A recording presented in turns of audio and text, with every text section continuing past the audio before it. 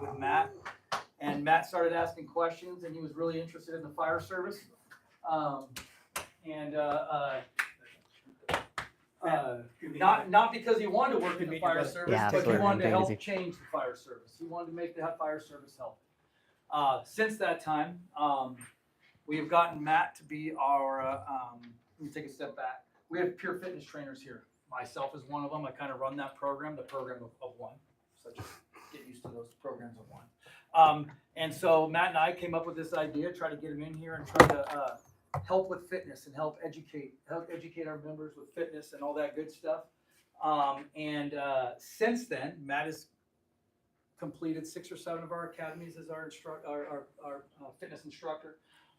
He does own a local gym. That's another reason we reached out to him, because he is a local guy. He lives in Livermore, owns a business here in Livermore. So he's gone through 6 or 7 academies for our guys, teaching them fundamentals and nutrition and all that good stuff. But since then, Matt has become almost like a pioneer, right, in this thing. He now, I just found out today that he's gotten a little bit bigger than I thought he was, but he now helps run the state of Ohio, their fitness program for the fire departments. Ton of grant stuff. I mean, he's working, that's what I mean. He's working East Coast, West Coast. He is their fitness instructor over there at Hayward. He does all their fitness stuff over there, Hayward Fire Department. Yeah, I mean, this guy's phenomenal. He's a guy that pushes, no sugars, no sodas, that type of guy. He breathes it, he lives it. He'll share his experiences with you. He's talked to the top doctors in the nation regarding this stuff. So he comes with a wealth of knowledge, and we are truly lucky to have him in our backyard. You guys are going to experience something other than just learning how to move and learning nutrition. You guys are going to learn how to take care of yourselves. You're going to all that stuff to better serve your guys' careers. Okay, Matt Souza, welcome, brother. Thank you. Here we go again. Quite the introduction. Yeah, thank you. Appreciate it. Matt, before you get started, yes, sir. Just so that we're all on the same page, when you show up to Matt's facility, you are going to treat Matt, his facility, his parking lot, customers that you interact with, the tools and equipment in his gym, everything that you do with him, you're going to be doing like you're out here, right in front of the fire chief. Good to go? Yes, sir. So I can't express to you the importance between making sure that the reputation that you have here and the reputation that you have out there precedes you guys, because one person makes a mistake, we're all having a really bad day. It is a privilege and a blessing to have him up here. So when you show up to his facility, like I said, you're treating him, you're giving him the same effort, respect, and kind of attitude, performance that you're going to give as though the fire chief's sitting there watching every step you take. Good to go? Yes, sir. Thank you. Awesome. Thank you. Yeah, thank you guys. It's been an absolute pleasure to work with you, as well as the Hayward Fire Department, as well as the U.S. Special Forces that I did some development stuff with their crew in the past couple years. And so basically what we're going to do is just kind of break down this program. It's been kind of this working mold over the last couple of years. And so good news for you guys. I was just joking with Jay's over there. I was like, I finally got a slide deck together that actually looks like it. And embarrassingly, I must admit, I'm there in front of the director of public safety and all this stuff for the state of Ohio. And I'm like scribbling it on a whiteboard like I'm that conspiracy guy, from the meme there. So anyways, I got the slide deck for you guys. I'm gonna keep this short and sweet. I'm just gonna break down what we're gonna do and why it's super important for you guys to really dig in this portion of your career. There's something that I've noticed over my time, and there's a thing called a hypnotic rhythm. Have you ever heard that term before? Yeah, so basically what it means is essentially as you go through your habits, at some point you stop thinking about what you do and you just kind of do it. You can't even remember why you do it, but you just do it, right? So usually we see these in a negative context, like smoking cigarettes or different things like that. And what I hope to give you guys is the tools to be able to apply that to yourselves in the sense of lifestyle changes that'll keep you really healthy, fit, and most importantly, an asset to everybody around you throughout your career. I think that I really like going after the mental health portion of the talk because the two of these things are so intertwined that I have to tell you, if you are not doing what we're going to be talking about here for the length of your career, everything else and all the tools that'll be there will not be nearly as effective until you start to get yourself out of that rut, get yourself back on track with your diet and your exercise, and then really become an asset to your team again. Okay, so we'll talk a little bit about that. So as you guys know, Across the Livermore, I've owned it for, so we going on 12 years now, which is kind of crazy. Hayward Fire Department, I'm the wellness director for the whole entire department with them. So I work with them year round. We do exactly what I'm going to talk to you guys about here with that department, except for there's something new, which is about heart rate availability and the physical testing, which is something you guys I think would be super interested in. But anyway, so Hayward Fire Department the whole time. Livermore Pleasanton, I've had the pleasure of working with the Academy now for quite some time, to where a lot of the people I see in the trucks and everything now, I'm like, oh shit, you know, and they're all like promoted and like driving and have responsibilities. I'm like, damn, you're still here? No, I'm just kidding. But yeah, so it's been an absolute pleasure to be able to build the relationships with it, and I hope that it's continuous and ongoing. My gym is right located at the end of First Street, kind of by Chipotle and IHOP and stuff there, and it's always open for any of you guys for anything you might need. Okay. With the U.S. Air Force, funny story with that. The gentleman that I worked with was a 3 combat tour pararescue jumper.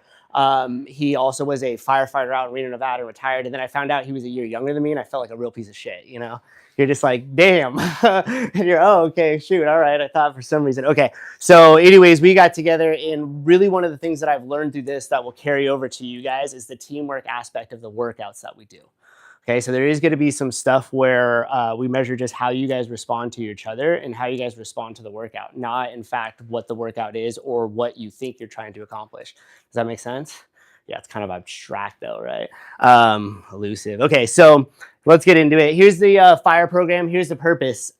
These are kind of things that I hope for outcomes, and we keep it really simple. You're going to move exceptionally well. Like, I'm going to be all over you. It's going to be insane. You're going to be so annoyed by it that you'll actually be able to look at other people's movement and know what's right and what's wrong with it. Okay, the mechanical deficiencies. You're going to be an asset. You're going to hear me say that over and over and over and over again, because I really think that in the past, especially the last 4 years, we've really valued this like victim mentality, right? Like I reject that in its entirety, okay? So you're just gonna hear that you need to be an asset. And to be an asset, you need to just work on yourself. That's it, it's pretty simple, okay? Second portion of it is gonna be retire a badass. The reason why I put that there is, unfortunately, the majority of people in your guys' field, whether it be fire, whether it be police, retire, then they die. Super convenient for the city and the pension payments. Not so convenient for you guys in your golden age, right? You want to be able to like drive the fifth wheel around and like put some golf or something. And it also reminds us that everything we do inside the gym and with our nutrition, we're focused on a long-term approach. All right. So it's not going to be like, how much can I cram into this 6-week strength cycle? And now my hip hurts and I can never back squat any weight anymore. That's a super common thing I hear all the time. Okay, so everything we do, we're focused on long term. Live pain free. Live pain free. Investors, possibly you.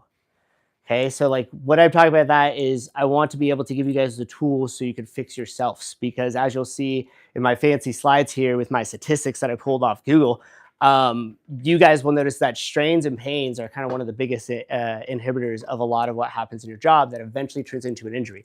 Having worked with Hayward Fire Department very closely over the last 5 years, I can tell you that that's 100% true.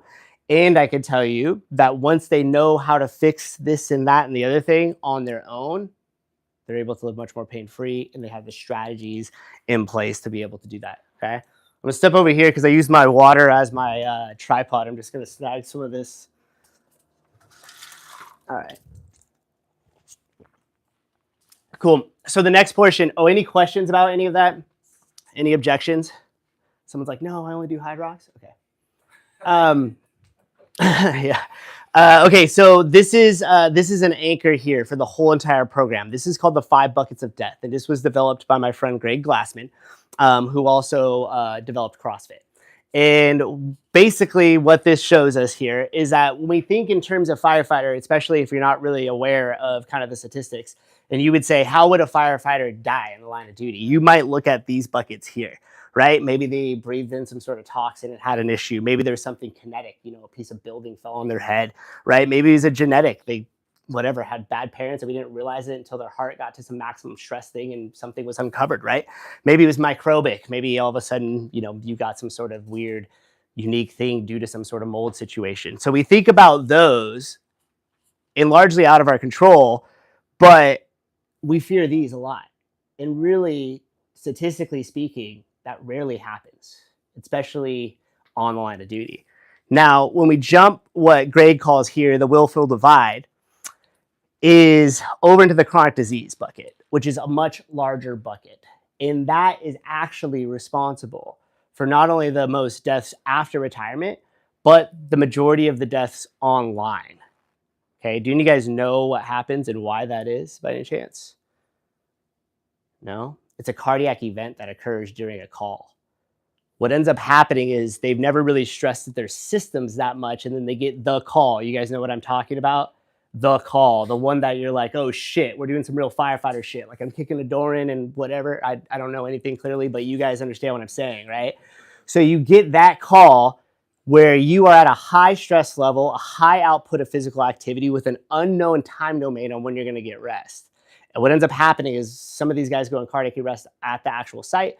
Most of them, it happens on the way home because they can't get themselves to calm back down, right? A lot of A-type personalities in the departments, go figure. So adrenaline kicks in and their stubbornness allows them to win in that situation, but then they can't recover from that, okay? That is going to fall in our chronic disease bucket. And the reason why we call it the willful divide is because it's about what you're putting in your mouth and it's about what you're doing or not doing in the gym. And those are the solutions. Okay, you can also see that it causes 80% of the deaths.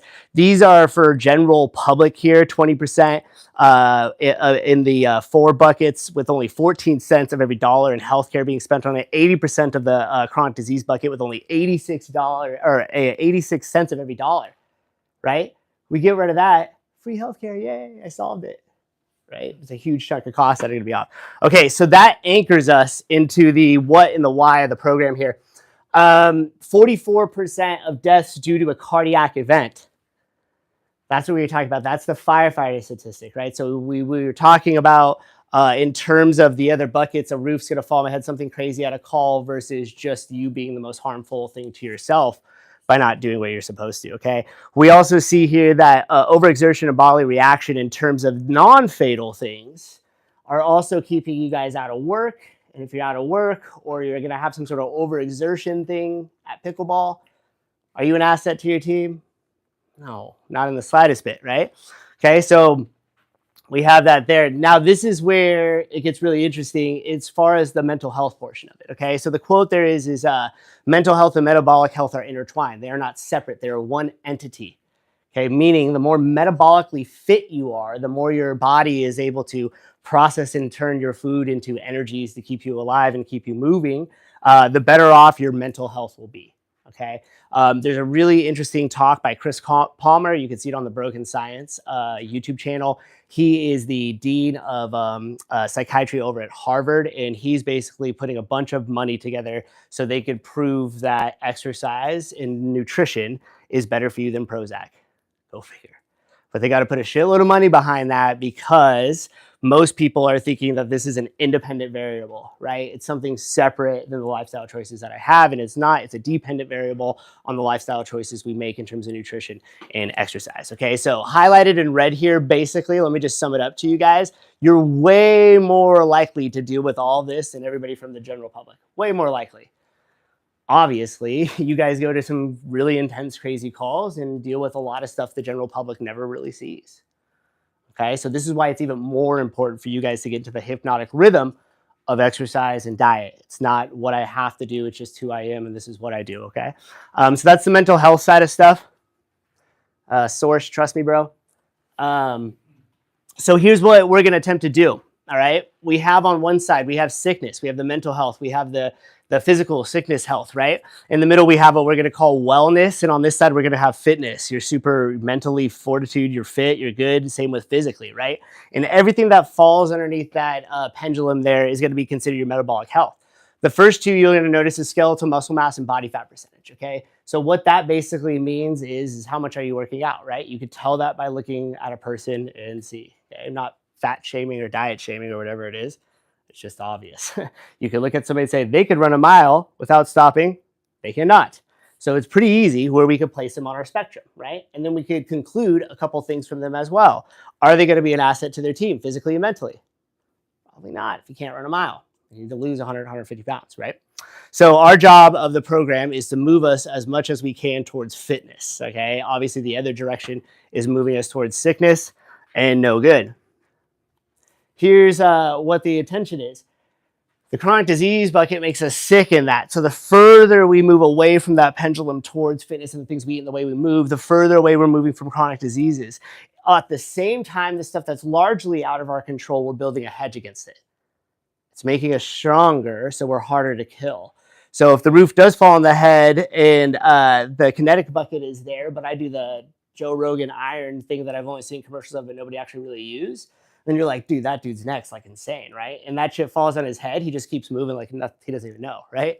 So you're able to build hedges against these other buckets by becoming really fit. If you think about it in terms of some sort of catastrophic injury, you break your leg. Okay, if you've got a lot of skeletal muscle mass on you, you've done a lot of squats, you have great hip function, you're only going to break the leg and move so far backward on that pendulum. And then when you're ready and you're cleared for exercise and you start to come back, you're going to move a hell of a lot quicker back towards the other side. If you're already sitting somewhere else or on the opposite side of that line and you have a catastrophic injury, you're going to go so far down to the other side, you might not come back, right? Okay, so this is kind of the importance of the spectrum there, as well as it applies to the 5 buckets of death. Now we have the solution, right? I've come to save you. It's push-ups and broccoli. Okay, so this is our solution. We're going to be combining a couple of these things here in the academy. The first one, in-body scan and nutrition. The in-body scan is going to be the data I collect on you guys. I have some really interesting data that I'm going to show you at the end of this here. It's really going to fire you up when we look at the spreadsheets. So then we're going to have the nutrition. So based off the data we see, I could help guide you guys towards the right type of eating you should be, okay? Here's a disclaimer. I'm not going to provide any diet. There's not going to be any necessarily like recommended thing to it. It's just basically going to be no alcohol, no sugar, and eating real food. What a concept, okay? And we could get into specifics. I have this diet thing. I'm only eating tofu because my wife makes me, whatever the case may be. Like we could start to slice and dice that according to individuals. But by and large, there's a couple parameters in which all of you need to check before we worried about your intermittent fasting, keto response, glucose level measurements, okay? Any questions on the in-body scan or the dietary stuff? Awesome, okay. The next portion of it is going to be a mobility piece. We're going to do a quick mobility assessment. This is going to be kind of a crystal ball into any limitations that you guys might be experiencing in your range of motion. If there's some sort of issue with your hip, and I know that's going to inhibit your squat, we're going to put some homework to you to fix it. And we're going to watch it when we exercise, because now our job isn't to get your back squat stronger. It's to restore hip function first. Okay, you follow me on that? There's a thing that I like to call barbell yoga. This helped with all my older guys over at the Hayward department.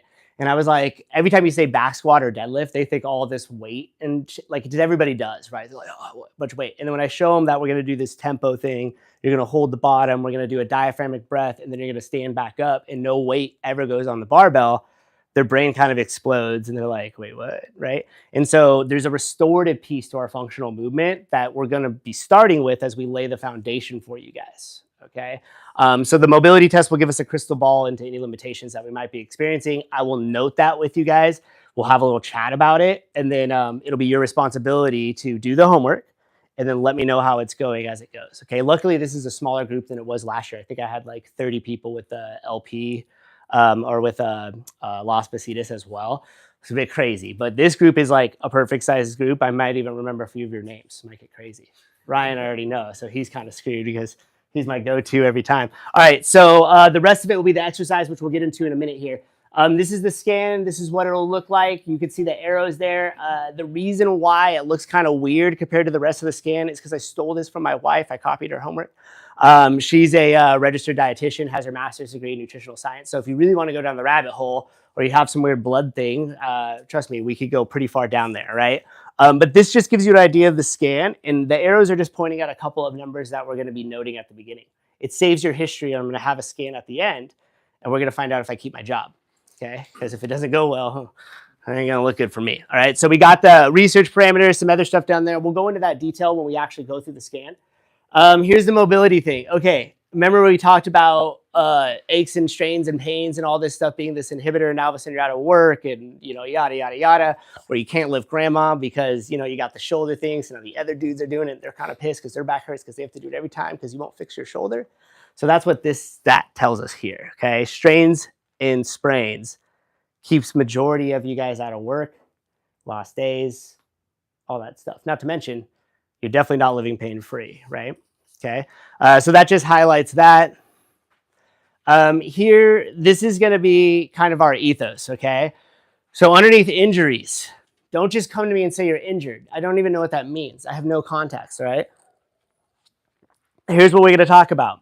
I did something dumb, and now it hurts to move X. It's swollen, whatever, okay?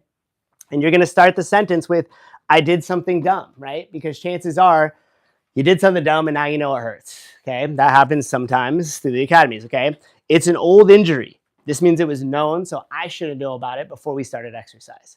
I don't need to hear about the surgery you had at the thing with the high school that doesn't really bug you anymore. I need to know if it's relevant right now. It bugs me, it limits my range of motion. I've experienced this in the past when I did movement X, okay? So that's something you guys will let me know when we do the mobility piece of it. It started bothering me when? This might be something that'll come up. You might be doing a lot more squatting, a lot more running, a lot more whatever the case may be throughout the academy, and little things will come up. So kind of note it. And when we start with that, again, it's a known thing there. We can kind of trace back what the issue is and decide, is this actually an injury or can we fix it on our own, okay? Then we have, it wakes me up when I sleep and it doesn't get better when I warm up. Those are two big things I need to know about. So if you do have a shoulder thing and you don't think it's that big of a deal, but it is waking you up at night, that tells me it is a big of a deal and I need to know so we can get you the things that you need to fix it so later on it doesn't show its head towards the end of the academy and it becomes a real issue, okay? Are we clear on that as far as like what we're considering injuries and what I need to know about? Yes. Awesome. Okay, so now we got no injuries. I feel it, but it's not sharp, specific spot, whatever the case could be. It feels fine once I warm up. The pain moves around. Okay, that's going to tell me those aren't injuries. That's probably tendonitis or tendinosis. There might be some sort of whatever going on in there. It just needs to be stretched, or we just need to make sure we get you good and warmed up. All right. So those things we're not going to consider injuries. I could still know about them, but don't kind of come over with the sob face. Okay. Now we have the third and the worst category of injuries here, and this one shows its head at least once. So somebody will get the nickname drama. It's a quinjury. I want to quit, therefore I'm hurt. Okay, we see this pretty often, right? There's nothing to know and everybody's pretty good. We start pushing some sleds around. You realize you haven't done that in a while and you're not really that fit. It really starts to suck. Everybody else is still doing it. You can no longer do it or you're going to throw up. So instead of just admitting that, we say, hey, my shin hurts when I do this. Bullshit, okay? So know the difference between the quinjury and the other categories of stuff, okay? And again, as we get into the workout portions, my job isn't to play like drill sergeant, like beat you guys down. Like my job is to, when you leave this academy, at least in the portion that I had, you're like fucking crazier fit than you were and more capable than you came into it. And you have the tools and strategies for when little things come up, because they always are, to fix it yourself, okay, before it becomes a bigger issue. So hopefully no quinjuries. Inevitably somebody earns the nickname drama. With the Las Positas school last year, there was, wow. It was like shooting fish in a barrel to get that. I mean, quinjuries were, that is nuts. Okay, so metabolic conditioning, what is important and what do I value in workouts, all right? Constantly varied is gonna equal physical competence. I don't want us to get into any certain routine because no job outside of this is gonna be routine. They're all different and we all need to have physical competence to whether I have to climb up into something, push myself off of something, lift something up off, whatever the case may be. We want to train all these modalities. Even if it's something you've never trained before, you'll still have physical competence in it because of the system we use to work you guys out. Cool, makes sense. The next portion is going to be high intensity, and it's going to be adaptation to stress. There's a caveat to high intensity here, and that is not every day is going to be super high intensity. Some days are. Some days are going to be some work to rest where we'll go hard, we'll rest, we'll go hard, we'll rest. Some days will be longer and sustained, okay? It's all important because we want to work every energy system available for us. Without going too far down the rabbit hole, most of you guys know two of them, right? The anaerobic and aerobic, okay? And we want to be competent in both of those as well as our lifts. And then the last one here is functional movement applies to tasks.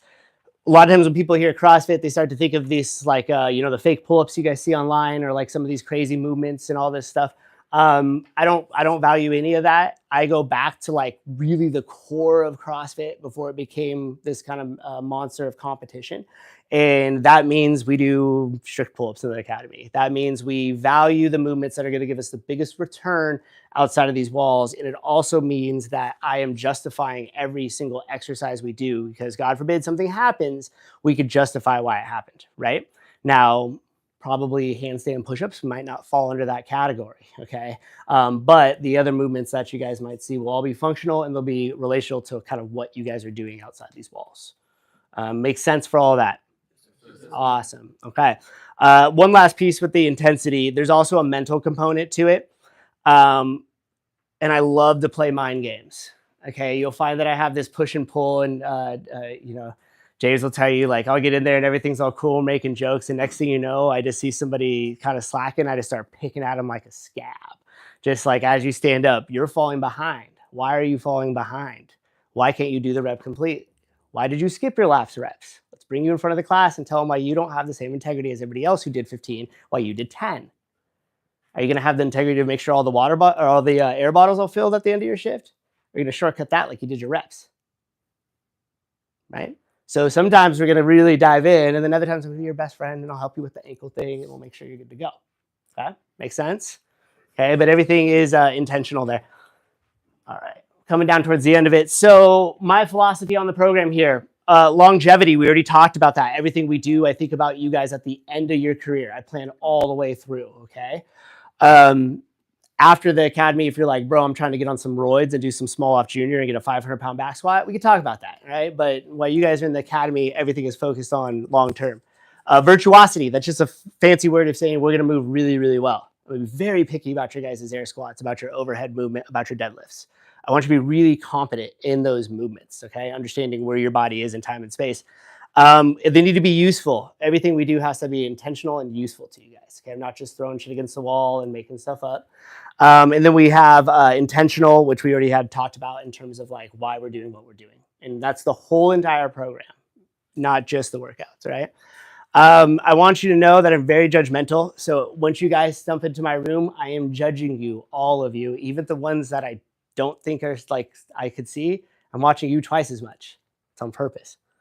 Eyes in the back of my head. Here's what I'm judging you on: your effort. I don't expect you by any means to come in there and be some crazy CrossFit Games athlete. I'm not concerned with that, and that's not my intention, okay?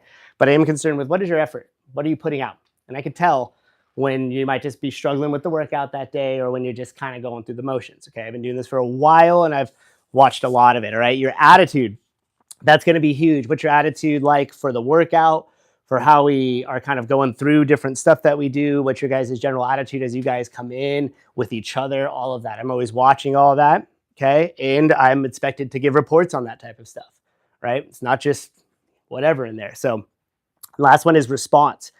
I will do stuff and we'll do certain workouts just to basically see how you respond to it, right? The one that I like to use that I won't use anymore because I always give it away during the talk is I had this kind of EMOM where you did a certain amount of work. It was a row in a certain amount of minute, right? You had to walk across the room and then complete a certain amount of like pull-ups and push-ups and stuff. And we were going to do 5 sets of it back and forth. And basically right at the very first set, everybody realized this is impossible. Like there's not enough time to really complete this. I have to go as hard as I can here. And by the time I make it there, it's like you're barely getting through it, right? So right away, what was I looking for? The attitude. Half of the class, when it beeped, just ran on back to the rowers as if this was going to be the round they were going to make it, right? Even though they knew there wasn't a shot in hell. Half the other class kind of did this like, you know, almost like, well, I'm not going to make it, so what's the point of trying? It's like, oh, gee, I hope I'm stuck in a burning building when you show up. But I don't know. It's really on fire, guys. Like if we would have got here 10 minutes earlier, but you know, right? So like it's all about the attitude and how you're responding to it. And then we have the adaptation under stress, the physical in the mental.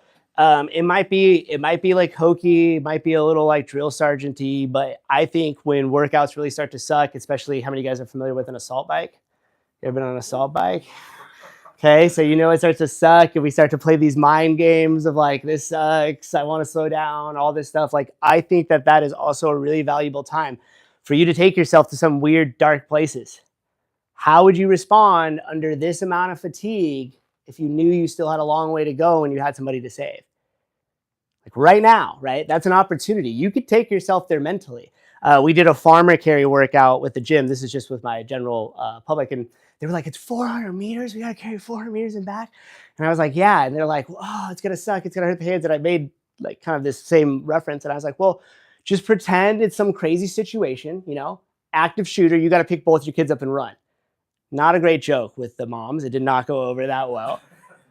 But all of a sudden you find a different gear, or at least mentally you could get yourself into a different place where your posture sits up and you say, hey, that situation is not right now. I could push through it. And then you're able to gain a little nugget of confidence of like, damn, I pushed myself a little bit harder than I thought I could, or I postured up and I slowed my breathing, or whatever the case may be. So don't waste your opportunities when you guys get into some dark places with these workouts. And don't waste each other as an opportunity to kind of grow together as a community. And what I mean by that is like, when you guys finish your workouts, you'll see this in the logistics portion. I expect that you guys are one complete unit. So if I'm the first one done because I'm the hero and I strut off and don't really do anything, you're not a team asset. You're an individual and you wanted to showcase your ego. Okay. I still want you to push hard, be the first one done, but then are you back out there with your team? Are you picking stuff up? Are you cheering them on? Are you still in the fight with them? Or are you just kind of gloating on your end over there, right? So with that being said, a lot of the different things that I'm going to be talking about and looking is the situational awareness. Were you also in that dark place with the workout, kind of working through some of that mental stuff? And maybe for you on that long row, it's sitting up and counting to make sure all your teammates were there. I don't know, maybe it might be a good practice to be in, right? When your heart rate's at 180 and your freaking head spinning with all this stuff because you want to start on the assault bike and you're able to just start slowing your breathing and counting things, okay? So you'll learn little tips and tricks in terms of situational awareness. Last portion here is going to be on class logistics. Each class will be 40 minutes long. We don't have much time, so we need to get in and we get moving quick, okay? The class will begin when the last person arrives or at 7 a.m., whichever comes first, okay? So if you guys are all there and it's 6:50, I get rolling because I just love you guys so much. I want to get as much time as I possibly can, okay? This also helps us in terms of you guys having a little bit more cool down time to get yourself back here at the tower, all right? We'll do a debrief. We'll start every day with a debrief, what the workout is, what our intention is, what we're going to do for the day. We'll go into a warm-up. This warm-up will also include some sort of mobility piece, some sort of stretching, some sort of moving to get our bodies primed. We'll go over some instruction. Each piece, I want you guys to learn about what you're doing in there. After a few weeks of that, you'll kind of get the hang of it, and there'll be a little less of that. And there'll be more efficiency learning rather than foundational. Then we'll do our workout or our lift. We'll have a cool down and a cleanup section, okay? CFL logistics. You guys have your own water bottles, bring them. You're going to park on the side of the building. I'll give you guys a visual of that in just a minute. 6:30 a.m. is the earliest you're allowed inside my building. You guys can get there whatever time you want, but at 6:30, once that 5:30 a.m. class is done, you're welcome to come in. If you arrive early and you need to use a restroom or anything like that, you just come in through the front door, not the bay door. This will make sense in a moment. And you're welcome to use the restroom. Then you come back out. You're back in your vehicle till 6:30. Then you're allowed to come in. Okay. Out in the parking lot, you guys are welcome to hang outside your cars or congregate. All that's totally fine. And then the other thing too is better than you found it. With the water fountain that's there, which you guys use in the bathrooms, especially as we start to talk about nutrition, people getting their protein in, it gets a little crazy. Okay, so what I expect is the last one going, or somebody, whoever is responsible for the group at that time, you're taking a peek. Are the bathrooms good? Is there water all over the sink? Can I just give it a wipe down, right? Is there water in front of the fountain? All that stuff. When you guys are there from that 6:30 or 7 a.m. start time until 7:40, it's just us. There's nobody else in there. It's just designated to you guys at that time, okay? So leave it better than you found it. Also, too, standards, no talking when instructors are talking or when you're lifting. Really, the issues in the past has never been people talking over me or anything like that. Everybody's been really great. It's been finishing your conversation as you're like doing this and like back squatting, right? So pay attention to that. I want your guys' focus. We already touched base on this, and no one cleans up until the time cap, and we work together as a team. Questions on anything there? Okay, cool. Let me give you the rest of these, and then I'll give you exactly what we're going to do on day one, and we're done here. Okay, so here's what it looks like. This is a bird's eye view of the gym. That's how you run. Have you guys ever been to my gym before? No? Oh, okay. Follow me on Instagram. I like it. Awesome. Okay, cool. Yeah, likewise. So as you guys come in here, the green stripe is all that parking that's open to you guys. Okay, you're welcome to park right along the side there. Here where this little running person is the bay door. All right. Now what I want you guys to know is you see the arrows pointing out each ways. There will be times when my class at 5:30 a.m. is running. Okay, so just be aware of that as you guys pull into the parking lot. Those are the directions that they're going to go, either out towards Arroyo Vista on the sidewalk or to this red curb. Okay, so just be cautious as you guys come in. My suggestion, there's an entrance here as well, but my suggestion is you guys come down Bennett and you pull in through this way. It just gives you easy visual. You could see all the way down. You could cruise. You don't ever have to worry. The worst case scenario, and this is no shit, this has happened before. We had somebody that was coming in a little late, went to come down through this way, came in a little like hot through here, and was literally met by 15 people running out for the class. So how awkward is that when you stop and then the whole mob like goes around your car and back through, and then he like puttered it and parked, and it was just like, oh shit. And it's like, yep, we're gonna talk about that, right? And we have like I do this extreme accountability thing. So when stuff like that happens, we deal with it as a group, even though it was just you and 50% of the people weren't even there at that time it happened, right? Okay, so parking here, don't park through the front. Here's the front entrance you guys could come in at to use before 6:30. After 6:30, you're welcome to come in through the bay door if it's open. Any questions on that? No? Okay, perfect. Let me figure out where I am on the slide deck. Okay, good deal. I want to show you guys this real quick, and I'm just going to blow this up a little bit. Yeah, we can see that. Okay. All right. So this is something that's interesting. And this is just sharing it with you guys because I just finished this a couple weeks ago and I thought it was cool. This is Hayward's Fire Academy right here. Okay. Everything that you guys see that's in red is a negative. Okay. Think about it as liability or asset. The more green you have, the more assets they became. More red they have, the more of a liability they became. Okay. There's no names on it. As you can see, these are all averages. The Academy as a total had a negligible loss in 0.4% of body fat percentage. Okay? Basically, they stayed the same. Skeletal muscle mass, they almost lost 1 whole pound of skeletal muscle mass. If you guys remember from the metabolic health talk, skeletal muscle mass was our #1 thing at the top of that, right? That's our #1 indicator of long-term health. And the interesting thing about this is you see that gold one that says 9.5. And you look just to the left of that, there's a 14.4. He started at 14.2 body fat percentage and dropped to 9.5, dropped 13 pounds. Okay, without that individual right there, the whole entire academy got fatter. If I pull that individual out, that whole entire academy gained weight. I have a meeting with the fire chief tomorrow morning. It's not going to go well. I hope he doesn't shoot the messenger, right? So with that being said, they had no strength and conditioning intervention. They did not have the program that you guys are going to go through. Okay, here's the Livermore Pleasanton Fire Academy that had the program in the intervention of the strength and conditioning, as well as the diet adherence. And I know they did the diet adherence because you don't get the results if you don't do the diet adherence, right? So here we go. This is theirs. Okay, so if you look at that, and we look at some of the dark green all the way over to the left-hand side, we see some pretty big numbers. We see an 11, we see a 13, we see a 14. That's pounds lost in the academy there, okay? The cool thing is if you go over, you see how it says 1.1 in loss of skeletal muscle mass there? But that individual lost 14 pounds and lost 5.8% body fat. Do you think that that's a good trade in skeletal muscle mass for body fat when we talk about that loss? Absolutely, it's a good trade. So with that being considered, look, we still gained skeletal muscle mass as a total. So even the individuals that were going to lose some skeletal muscle mass just because they just came in bigger, they needed to lose weight, that happens. They were still able to lose so little of it, or in some cases put it on, that collectively the group got stronger, even though we had 3 people lose more than 10 pounds of weight. Okay, on top of that, we lost 3.6 pounds 3.6 percentage points collectively on the body fat percentage. This whole entire academy got stronger quantifiably. Shitty thing for them is I still have everybody's results. So the second the LP decided to let me in for those station visits so I could come back with that scanner, I got 6 years worth it, and it saves all the data.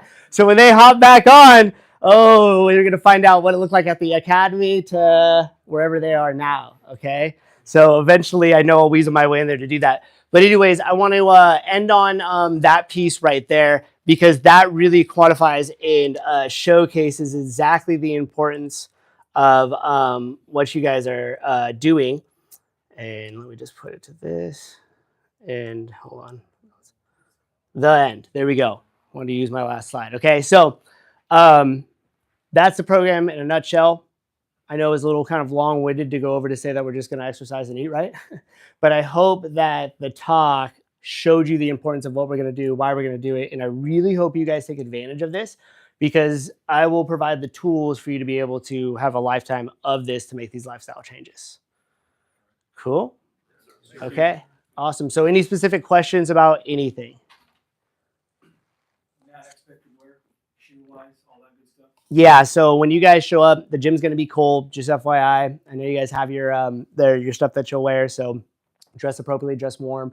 Come in any sort of athletic trainer shoe, ideally a flat sole, but I realize that if that costs a bunch, whatever, don't go out and buy anything. You'll still be okay. All right, but ideally some sort of like athletic trainer with a flat sole as possible. How it'll run is are we doing Thursday? Were we gonna do Thursday for the day one? It's awesome. So I will see you guys on Thursday. When we first come in, I'm just going to kind of give you a lay of the land of the gym. You guys know where to park, so you're going to park there. I'll be there ahead of time, and I'll kind of be at that front door. You guys will come in through the front door for our first class. I'll kind of show you just a couple things. We'll just go over some expectations. Over that time, we'll do your guys' scans. Okay, so we're going to hit that right away. After your scans, we'll just go over some logistics with the waiver and stuff. Typically, once we get into that and do some questions over nutrition and all this stuff, that's going to take our 40 minutes. Then when you guys come back the next week, we'll do a little bit of a mobility assessment, and then we're jumping right into it, okay?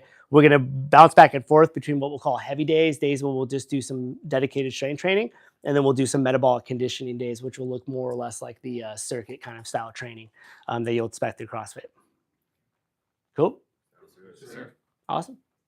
Just plant a seed. Next calendar week's all EMS or classroom all day long. So Okay. dignity, whatever you need. All right. Well, he's sitting is what he's saying. All right. Okay. So yeah, we can push a little harder. You guys will be all right. Good deal. A lot of body weight exercises. After we do the first day too, guys, I'll leave you with like my email address and my number. And as I was saying before, of course, I'm in communication with everybody here. But the one thing that I want to make clear is that like I have my relationship with you guys, and if you guys come with me or these aches and pains, I'm not running and telling them. And there's no need for any of that to be known unless there's a reason for that to be known, if that makes sense. Okay. So I'm not going to show and be like, oh, so and so showed up and he complained about his elbow for the third time, whatever. That's between us. Okay, so feel free, keep it open, anything you guys need. And then with that, like he's saying, though, you guys come in and you guys can't perform a movement because you have a dead shoulder. That's something that he's kind of got to have to pass on because that needs to be addressed at a different level, meaning like lock health, which you guys will go over stuff later. When we talk about true injuries, that has to be known, right? Anything that's going to affect you guys to come in here and throw ladders, pull hose, put BAs, all that stuff, soreness and stuff like that, we get it, but we're talking about injuries, right? So you can't perform here, then we got to take care of that. So. Yeah, and you guys will know, and I say this all the time, there's no extra credit for being the hero that showed up with the thing and just pushed through it the whole time, okay? Because chances are I could give you a little bit of direction and homework, and you could be pain-free, and you don't have to just soldier through for no reason. Cool? Much like that mental wellness stuff, guys, where we've created kind of some safety nets and some parameters where you guys can work through that. With the CrossFit Livermore program and our Pure Fitness program, myself, firefighter, paramedic, Preciado, aren't planning to be there on a daily basis for your accountability. We're going to give you guys and trust you to the subject matter expert. He's going to work with you guys, and that'll be your safe space. He's going to know what we're going to have going on here on our training ground. We'll know what you guys have done with his workout so that we can factor both of those in. But we're going to have our own PT days out here on Mondays and Wednesdays. And so they're all going to fit nicely together. We know that on your more intense days there, we're going to have a little bit more stretching, recovery, some of the other stuff here on our training ground, just like we're going to have some weeks like hose and ladders and vent, where we're going to be doing work that's going to be complementary to that, not trying to get you guys so tired in the morning that you can't safely perform. To circle back, 10-hour days. We got a lot of reps to be getting on our training ground. We want it all to be safe. So these things will make all these puzzle pieces fit really nicely together, okay? But Tuesdays and Thursdays belong to Matt, and you guys are going to have that safe space there. And then Mondays and Wednesdays, and myself, firefighter, paramedic, Preciado, will be here to titrate our workout here to be a little more in turnouts and getting some cardio, some stretching in, all that good stuff. So. Awesome. Cool. All right, guys. So I'll see you on Thursday morning. Like I said, you have that, and then we'll go over all the information. And I look forward to working with each and every one of you. And I can already see myself tearing up at graduation as you get pinned. Okay, it's gonna be great. All right. Okay. So thank you guys for your time. Appreciate it. Thank you. Hey, just to follow up with Matt, and I'll end the fitness stuff here, is